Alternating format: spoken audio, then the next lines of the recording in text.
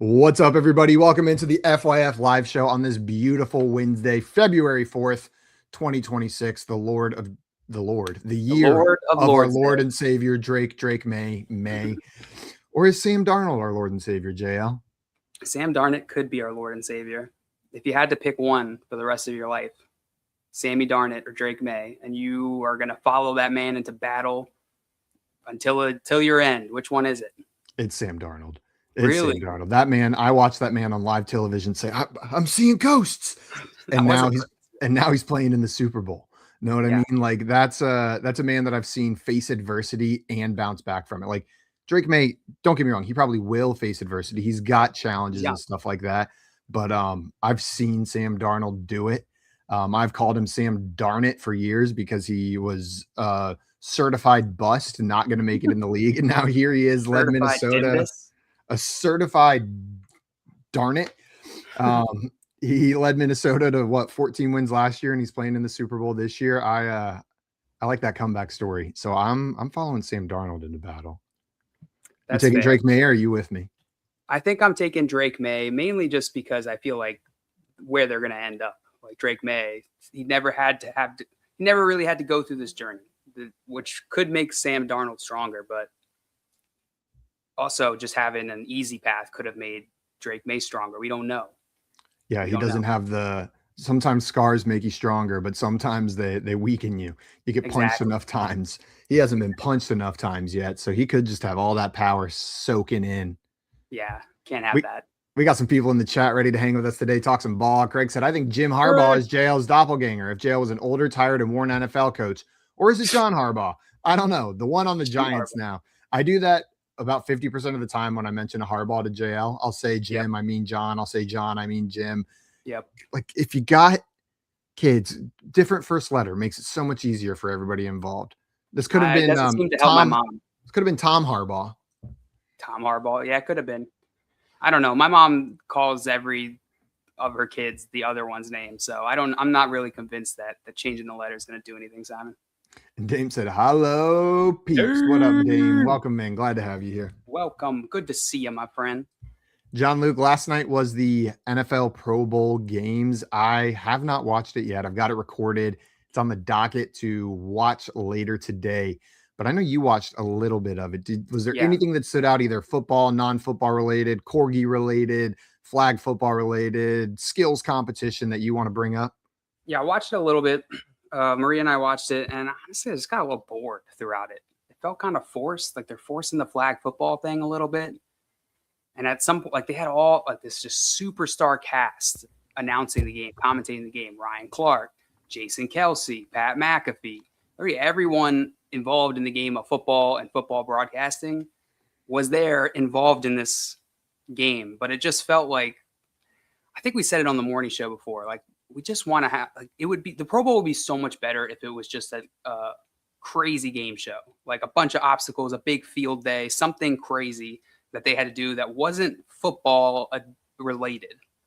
Because watching them play flag football was a little bit too close to watching them play real football with just like subtle differences that didn't really make sense. You kept waiting for them to get the hit. You kept waiting for them to tackle somebody, and then it was just ripping a flag off. And then they were like, at one point, they missed an incomplete pass. Like the receiver didn't catch the ball, hit the ground. The refs missed that, and they kept playing through that, which seems a little weird. That's like, all right, we know, whatever. It's flag football. It's just for fun. Mistakes happen. But then, like a little bit later in the game, they're doing a slow down replay for, I think it was Cortland Sutton laid out flat to go hit the pylon to get a score. And Cooper DeJean's like pulling his flag right at the goal line. And they're doing slow down multiple angle replay. I'm like, why didn't you do that for the incomplete pass? Like, don't go half ass, go full ass. And Cortland Sutton, relax. Yeah, why don't lay out. This isn't the Super Bowl. I know you guys were so close to making it, and this is maybe him thinking this is what I would have done in the Super Bowl. Yeah. Watch this. This is what would have happened if me and Stiddy would have been able to pull that win off. But that nickname, I don't know if he likes it or not. I think Kyle Brandt keeps calling him Stiddy, but I haven't heard it from anyone else. But that it stops me from potentially mispronouncing Jarrett Stidham as well, like I've been known to do so far this week. How would you mispronounce it? Where would you go on that one? Stidham. Jarrett Bitum. Jarrett Stidham. We got Albert in here stopping by. What's up, Albert? What up, Welcome Albert? in, my friend. Jill, I'm with you. I think they should just make it something fun. I've seen a 4-player golf scramble proposed. That could be fun. A lot of these players do golf. We've seen like Tony Romo could have probably been a professional golfer as well. And then there's lots of other guys that play football that regularly enter these celebrity golf tournaments. Put 4 of them on a team. Some of them are good. Some of them are bad. Have them play against each other. That could be fun to watch, but I'm with you. Go full chaos.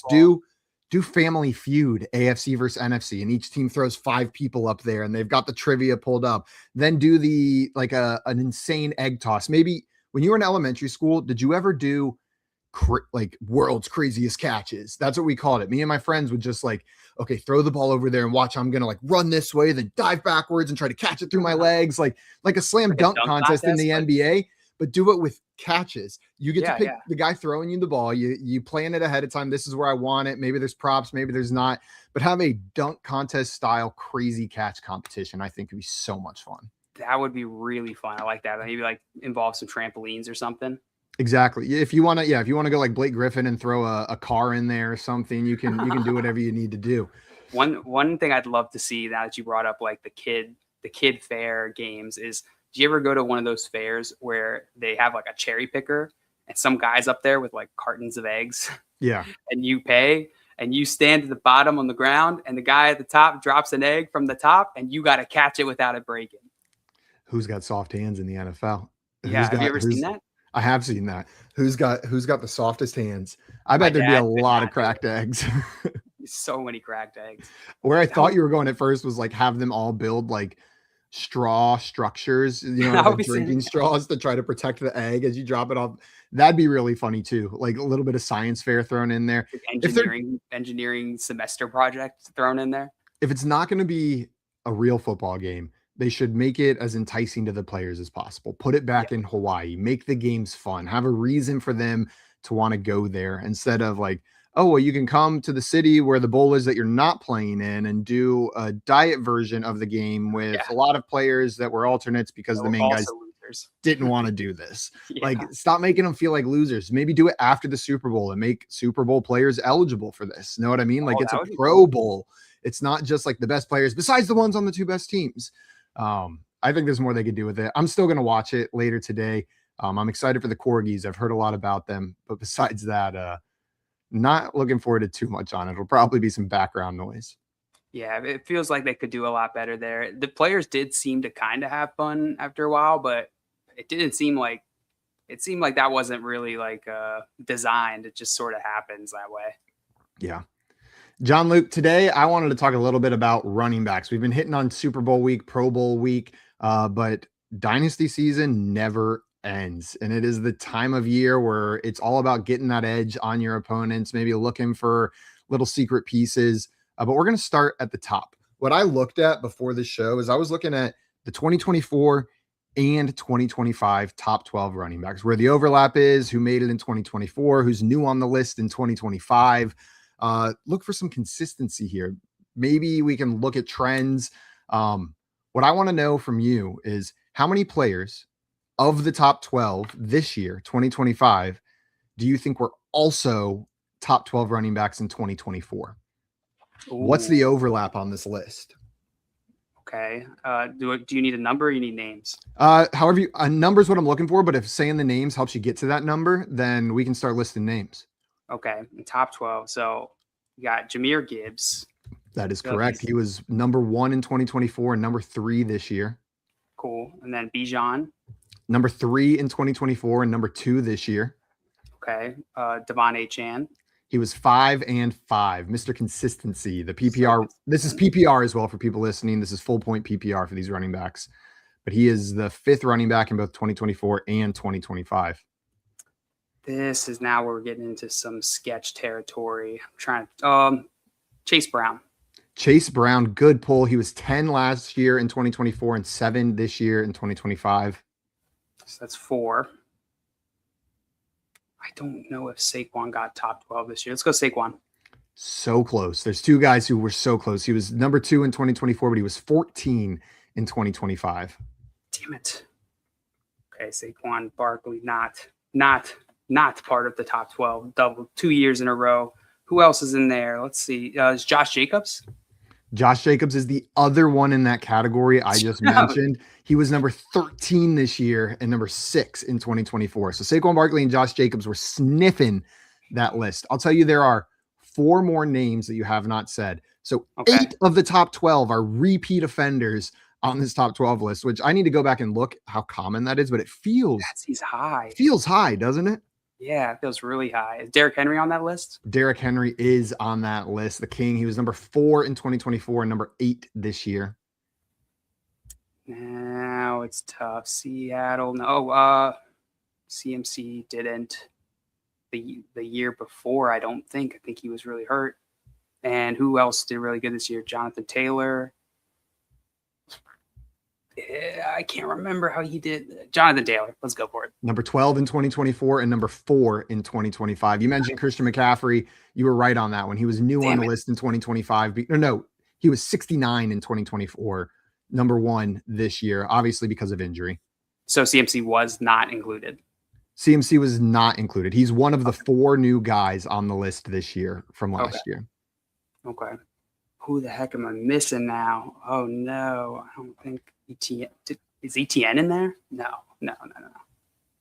ETN is one of the new players on the list this year. So he was 35 in 2024 and number 10 in 2025. I think you got Jahmyr Gibbs, Bijan Robinson, Derrick Henry, Achane. There's 2 that you're missing. Chase Brown, Jonathan Taylor, and there's 2 guys that you're missing. Give you a hint, both of them played in the playoffs this year. Kyren Williams. Kyren Williams was number 7 and number 9. And then I don't think Dobbins got the 12 last year. I don't know if he even got the 12 this year. I'm not going to guess him. Let me know if you want a hint. Bucky. No, he didn't make it this year. Definitely none of those guys. Atlanta already went to them. Who am I missing? NFC West. Kareem Hunt could not be in there. No way Kareem's in there. You're crazy if Kareem Hunt. Yeah, no, Kareem Hunt's not in there. Oh, it sucks. Who am I missing? You're going to kick yourself. It's one of those. It's not a super sneaky name. He had a great year this year. I guess I need a hint. He led the league in rushing yards in 2025. I need another hint. He is in the AFC East. AFC East. So Breece Hall. Nope. No. But Bills, James Cook. I'm dumb. It is James Cook, number 8. I knew it was going to be an I'm an idiot moment whenever you got that one. Number 8 last year, number 6 this year. So the 8 repeat running backs, 8, a lot. Jahmyr Gibbs, Bijan Robinson, Derrick Henry, Devon Achane, Kyren Williams, James Cook, Chase Brown, and Jonathan Taylor. All 8 back-to-back top 12 seasons. What I want to know from you is you look at that list of 8 names. Which one would you be most concerned about dropping out of the top 12 next year? Because it seems highly unlikely that we get all 8 of them in the top 12 again next year. Yeah, no, that's a good question. I think Gibbs and Bijan should be fine as long as they're healthy. And I think Achane could be in danger of dropping out given his coaching situation has changed. Chase Brown will likely be okay. Saquon Barkley will likely be okay. I could see Josh Jacobs.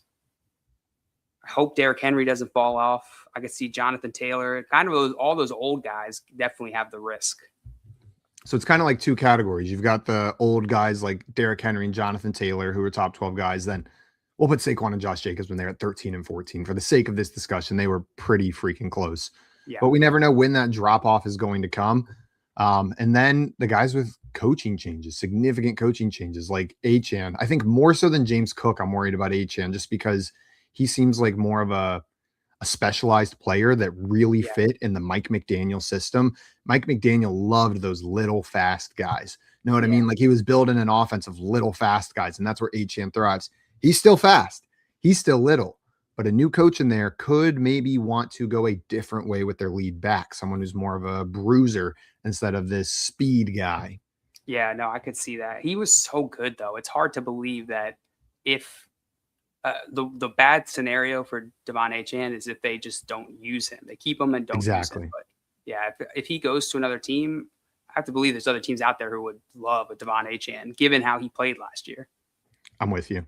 That is the risk. That's exactly what I'm thinking. James Cook, that's a back that any coach is going to be excited to just plug in as your lead back. Probably he's a grinder. He gets the yards. They've got Josh Allen to make that easier on the running back as well. I'm less concerned about James Cook in the backfield with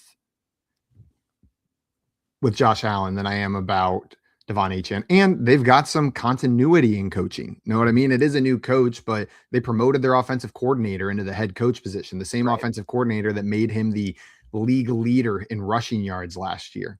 Yeah, and they gave him that huge contract going in the offseason right before the season. So I'm not too worried about James Cook. I think he's in that Gibbs and Bijan category, whatever you want to call it.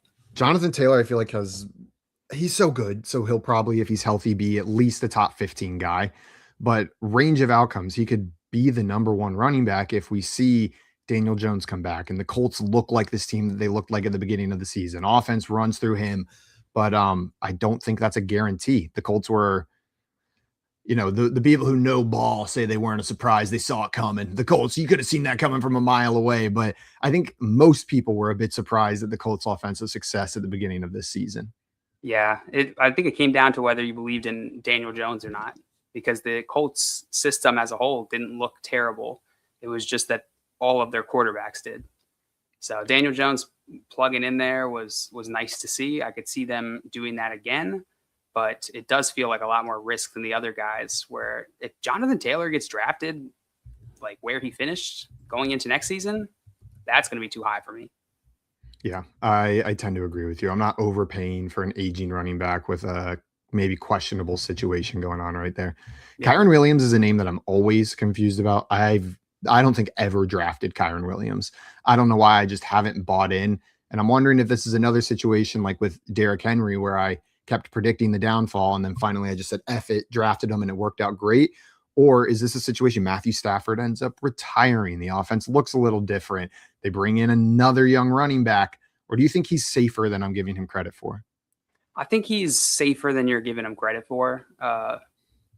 Situation could change, and if Matthew Stafford doesn't come back next year, that could change his situation slightly, but it's not like he's got a ton of competition. He's in a McVay offense. I don't expect Matthew Stafford to change a McVay offense that much. It would just likely adapt to whoever they have coming up behind Stafford, but he doesn't feel as tenuous as like a JT. Yeah. The other list, you've already named two of them from there, the players that were new on the list in 2025, the guys that replaced the four losers who dropped out. You named Christian McCaffrey. That one was obvious. He was injured the previous year. He showed back up and did Christian McCaffrey things. You named Travis Etienne. That Jaguars offense all of a sudden started clicking and Etienne looked like the dude. There are two more. Do you think you can name the other two top 12 running backs that were not on the list in 2024? The top two running backs who are not on the list in 2024.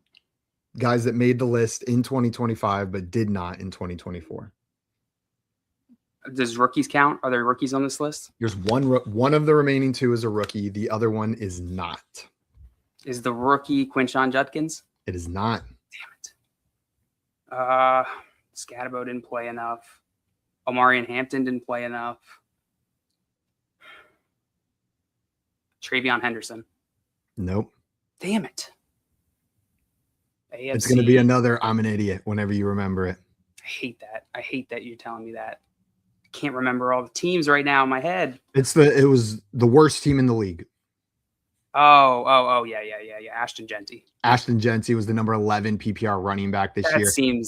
That seems like a mistake. Right? Like I don't remember that. I had him on a couple teams and it never felt good. Like maybe no one who had Ashton Genty this year was like, yep, that was a top 12 running back. That was worth the high draft capital that I paid to draft him 100%. Oh, yeah. The other one, a bit of a late bloomer. There was really high hopes on a different team, bloomed a little late. He was the number 30 running back in 2024. So not bad, like usable in fantasy prior to this year.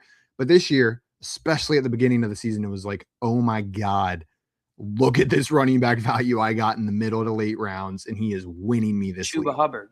But that was a great guess. Rico Dowdle, of course. Nope. What Chuba the Hubbard is hell? number 38. Did not have a strong end to the season. Yeah. Rico Dowdle, number 18. Javonte Williams. Javonte Williams, you nailed it. Number 12 on the list. Started the year hot with games of 20.4, 25. Then he had a 12.2, 19, 26.9. Those were his first 5 weeks of the season. 4 of the 5 being 19 points or higher and multiple weeks above 25 PPR points. And you drafted him. Where'd you draft Javonte Williams? 6th round, 7th round? Like he was not an early round draft pick. That Cowboys team, they were sneaky valuable this year. Sneaky valuable. George Pickens, Javonte Williams. Man, regrets. Do you think their draft capital next year will reflect what they did this year? Or is this I feel like people don't buy into the Cowboys offense still. Know what I mean? And Javonte Williams might still have some stink on him. Or do you think he's going to be drafted as a top 12 guy next season? I think Javonte Williams will be drafted top 12. He was so consistent throughout the season. George Pickens for sure is going to be a locked wide receiver 1, probably first 2 or 3 rounds, I would guess. Javonte Williams feels like he got a little overshadowed by George Pickens in that offense, as most people were talking about George Pickens all season. It still feels like he'll likely, as long as they don't change that situation, the running back situation there, just given his performance, I think a lot of people will buy back in. Yeah, I tend to agree with you. Now, looking at this list, Ashton Genty, Javonte Williams, Travis Etienne, Christian McCaffrey. I'm going to remove Christian McCaffrey from this question. Of these 3 newcomers not named Christian McCaffrey, I'm assuming we both believe Christian McCaffrey, if he's healthy, he's a top 12 guy again next year, right? Yeah. Do you believe which or multiple of these players do you think will stay on that list going into next year? We identified some from 2025 that we think could fall off. Which of these guys do you think can keep it up, stay on the list, be part of our fun, consistent list next year? I hate to say this, but I think ETN will fall out of this list next year. You know what? You threw your Clemson bias off your shoulder. You said that's my boy, but maybe not in fantasy. It feels like this was one nice last hurrah. Next year it's just going to go all downhill. And when you look at his game logs, he had some lulls in the season. Like the 3 weeks leading into the bye week, didn't break 10 PPR points a single time. I think what gets me with him is occasionally you see that burst, that like breakaway speed, that big play. But when he's not doing that, he doesn't look impressive on the NFL field. And that he has individual plays where you're like, oh my God, he can break away at any moment. But when he doesn't break away, it's like, I don't know. And that may not be what they're looking for in a lead back there in Jacksonville. Also, they don't need the offense to run through him anymore with the evolution of Trevor Lawrence. We've heard now recently that Travis Hunter is likely to play more corner in year 2 than wide receiver as they break him back into the NFL. But they've got weapons there. And Trevor Lawrence has shown this season that he is capable of slinging it out wide. Yeah. Ashton Genty, you think he's going to make it next year? I think he will. I mean, it's hard to make that situation in Las Vegas even worse. You could for sure, but I hope not. They just hired Kubiak too, right? Or about to hire. About to. They got to wait till after the Super Bowl, but it's all but a done deal from my understanding. Yeah, so I think that offense will be fine. It's a weird shape. It'll be interesting to see what they do with they're probably going to go quarterback. What's his face? Francisco Mendoza. Yeah, probably go him. And then from there, you got Brock Bowers, Ashton Genty, and no star wide receiver. What an interesting shape for an NFL team. Maybe they bring in a star wide receiver this offseason, a free agency or something. I don't know, but I think he'll likely still be in this list given his draft capital, his age. It would feel kind of dumb to me strategically if they didn't utilize their high draft capital, very versatile running back when they don't have many other options. I'm with you. If I was going to pick one name on this list that outside of Christian McCaffrey that I think is most likely to repeat on the list next year, it's Ashton Genty for the exact reasons that you outlined. He did it this year on the worst team in the NFL. He did it this year in about as bad of a situation as you can get. Next year, he's going to have a coach, an offensive coach that did wonders with Kenneth Walker and Zach Charbonnet this year. Yes, the backfield we all love for fantasy. Exactly. Like that backfield's been infuriating in previous years. And he worked wonders with them this year. I'm excited. It was infuriating this year, Simon. Did you roster these two guys? I rostered Charbonnet, and for where I drafted him, I got some great games. That's great.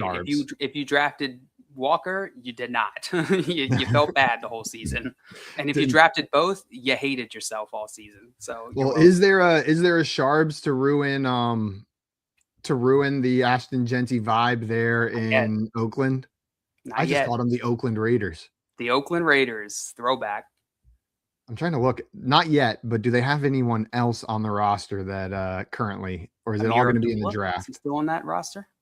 Running back Raheem Mostert, the man with the hips. I love man with the hips. Yeah, I'm not too scared of Raheem Mostert though. Yeah. And playoff MVP Raheem Mostert. That man's had some crazy games as well. Yeah. We missed two names that were on the list in 2024, but not in 2025. Last thing I wanted to ask you is if you think which of these four names could make a jump back onto the list. We mentioned Saquon Barkley and Josh Jacobs. The other two, they're all kind of like same, like old guys, which makes me think it might be the other two. Alvin Kamara.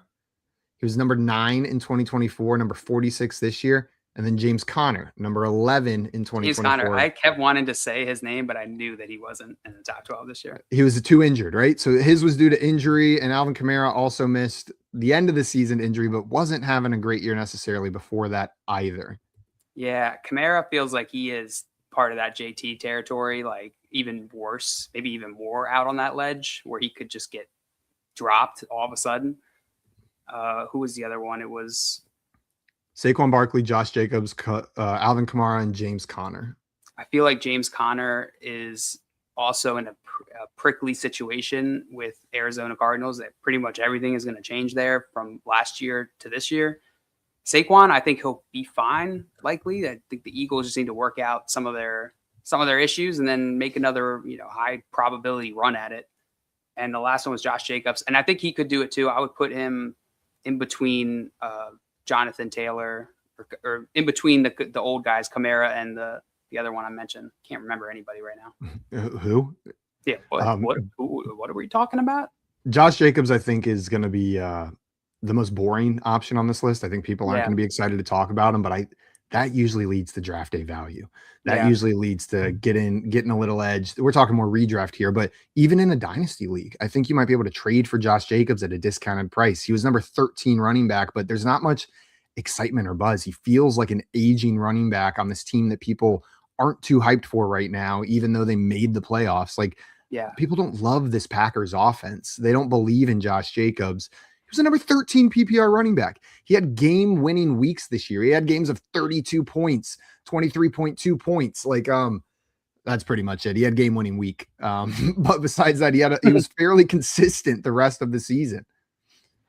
Yeah, and the Packers need that run game. I don't think people are that down on the Packers offense. Packers offense looked probably better than some people expected this year, given how many injuries they dealt with at the wide receiver position. But he's old. I mean, he's not how old? He's 27. He's not even that old. He's only 27. Yeah, he's like a year or two below JT, I think. Damn it, he's a fresh 20. Oh no, he's about to be 28. About to be 28 on February 11th. His birthday is 1 week from today. Happy early birthday, Josh Jacobs. Birthday. That's almost my half birthday. We should celebrate together. Hit me up, Josh. Maybe we can go to like Dave and Buster's or something. Dinner or Dave and Buster's. Dinner and Dave and Buster's. It'll be a long night. Craig said, "Who scheduled my work meetings during FYF? The audacity of my employer." Audacity. How dare. We'll give you a doctor's note if you need one, Craig. So just let us know. And Joey said, "Watching Jail in Pain when you Google the answer and know it is the best way to drink your morning coffee." I'm glad I could provide that for you, Joey. John Luke, anything else on these running backs? Any other names that I didn't bring up that maybe you were thinking or sniffing around before we jump off? What about Derrick Henry? We danced around the big man. Is he coming back or no? I'm drafting him again until he shows me like I'm no longer Derrick Henry. He's proven to me he's an anomaly. the wear and tear doesn't necessarily matter. This is a Ravens team that they're hoping is rejuvenated and re-excited. They're gonna have a chip on their shoulder next year as well after what happened this year. Like I kind of expect I love narratives, and I'm looking for like a scorched earth chip on the shoulder. We got some shit to prove, Lamar Jackson and Derrick Henry next year. Like I got burned drafting a lot of Lamar Jackson this year. I'm gonna do it again. I'm gonna do it again because he's too good. I don't believe this is who he is for fantasy. That's hilarious. I like the idea that Derrick Henry, when he retires, just shows up one day. He's like, I'm not Derrick Henry anymore. I'm Henry Derrick. Hello, nice to meet you, Henry nice Derrick. Henry. That no longer answers to Derrick. And he wears his glasses upside down now, just to make sure you know who he is. He's really thin. That would be scary. Like Joe Thomas, who suddenly like cut himself in half the second he retired from the NFL. Some of these players shrink. Yeah, Gronk. That's a tiny guy now. Tiny. He could still eat me, but tiny compared to how he looked. He used to be able to eat 2 of me in one sitting. Yeah. That was a beefed up dude. All right. Well, John Luke, that's all I got for you today. We got some more to talk about the rest of this week. The Super Bowl coming up Sunday. If you enjoy hanging out with us, make sure you're checking us out on Twitter at FrontYardFYF. That's when you can find out when we will be live each day. Like JL said earlier this week, we're testing out times, figuring out what feels good, trying to get this situated before the season starts. So join us on that process. YouTube channel at Front Yard Fantasy, Twitter at FrontYardFYF, and sleep in your own bed. Until tomorrow, we are out of here. Enjoy your rewatches of the Pro Bowl or your anime or whatever the hell you're going to put on the TV today. Adios, everyone. Which anime?